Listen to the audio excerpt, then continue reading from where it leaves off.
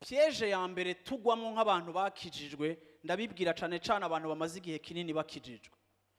Iyo wumva yuko abandi mwicaranye bashobora kuvuga amasuje yabo n'ay'uburofu bakayavuga, ariko ukumva yuko wewe udashobora kuvuga kuri Yesu, izokwama ari preuve yuko wacitse umunyedini, bizokwama ari preuve yuko wagiye ahantu habi, kandi bigomba kukubera indicateur yuko ukwiye kwisengera ukavuga ati Mana nsubiza igishika natakaje ciwawe. Kuko nimba abandi badafise isoni zo kuvuga ivyabo, bakagira promotion y'ivyabo, bakavuga ivyo bakunda n'ivyo badakunda, bakavuga ivyo babonye n'ivyo batabonye, bakavuga ivyabaryoheye, bakavuga amavoyage bagize, bakavuga inzoga banyoye, bakavuga amasware bagize, bakavuga ambiance bagize. Sinshaka kwenumera ivyo bashobora kuvuga vyose, ariko ni kubera iki twege tudashobora kuvuga iyo Mana twahuye.